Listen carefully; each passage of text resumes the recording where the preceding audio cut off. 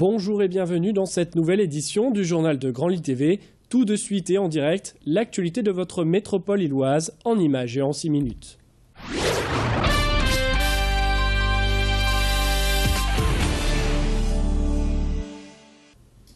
Ça fait pratiquement 2 mois maintenant qu'Alain Dumortier, un Orchésien de 70 ans, n'a pas donné signe de vie.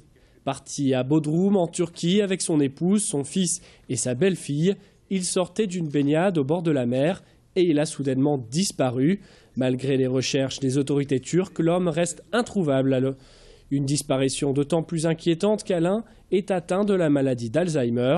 Ce matin, son épouse tenait une conférence de presse aux côtés de son avocat, maître Franck Berton.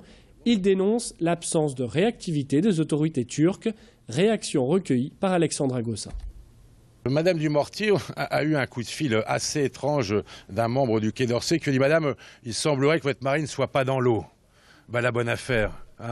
En toujours est-il que c'est assez ridicule ce genre de constatation ou même d'information, parce que ce ne sont pas des informations.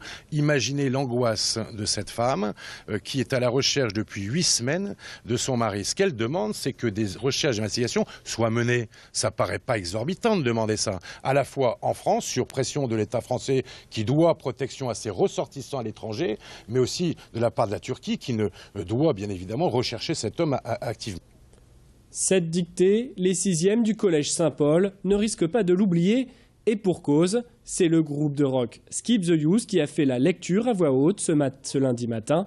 Comme tous les ans, le collège et moi s'associent à l'association Ella et organise cette dictée. Objectif, susciter un élan de générosité pour les enfants malades de leucodystrophie.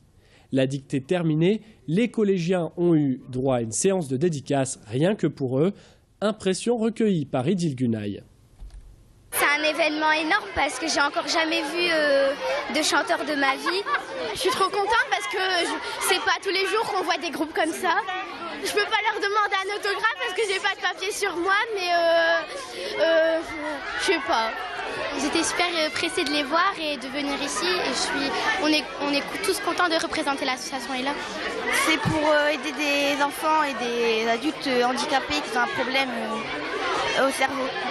Ils ont du mal à articuler, à bouger, etc.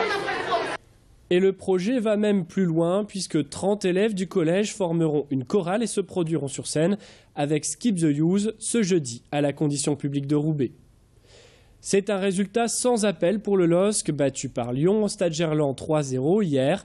Un triplé de l'attaquant Alexandre Lacazette, bien aidé par une équipe de Lyon très en forme. Les hommes de René Girard ont tenté de résister à l'assaut des Lyonnais alors qu'ils sortaient d'un match en Europa League et que le LOSC compte malheureusement de nombreux blessés. Réaction de l'entraîneur René Girard.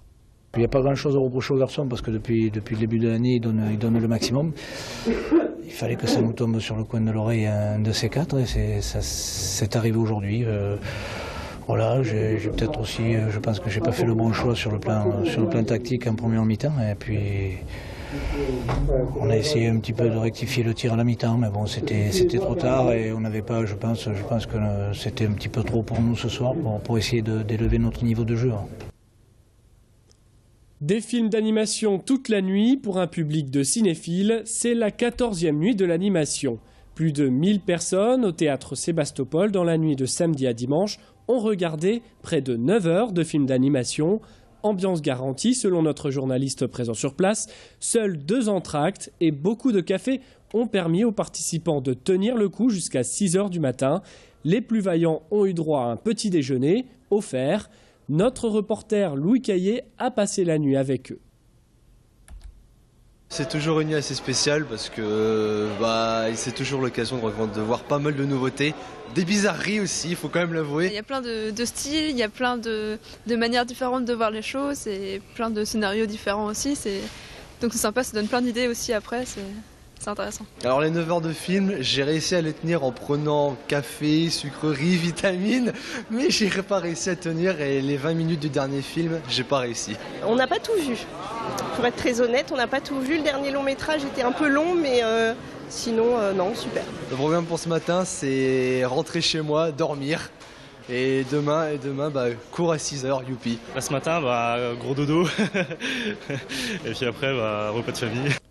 Toujours ce week-end et dans un registre un peu plus sportif cette fois, c'était la deuxième Ch'tite Délire. Elle a rassemblé quelques 4500 coureurs et lancé au Stadium Nord à Villeneuve-d'Ascq. 25 obstacles sont venus pimenter la course au lac du Héron. Rivière à la nage, escalade et de nombreuses chutes dans la boue. L'enjeu, prendre du plaisir avant tout. Les conditions, avoir tout de même une bonne prédisposition physique et être prêt à se faire traîner dans la boue, au sens propre comme au sens figuré.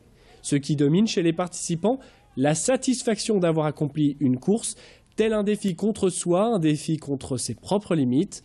On les écoute au micro de Grand Lille TV.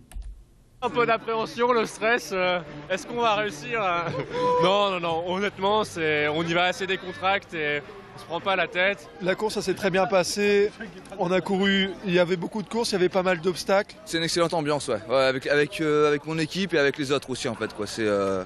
Il y a des petits moments où on attend, mais c'est bonne ambiance, vraiment, quoi. Il y avait une partie assez longue en course, mais sinon, quand c'est les obstacles, pas forcément être grand sportif. C'est ouvert à tous. Ouais, je pense. Il y avait de l'entraide, les gens s'aidaient beaucoup, c'était sympa. Ouais. Si c'était à refaire, on le refait direct, on re-signe. Merci de nous avoir suivis tout de suite en direct, la météo et l'infotrafic, toujours en direct sur votre chaîne d'information locale.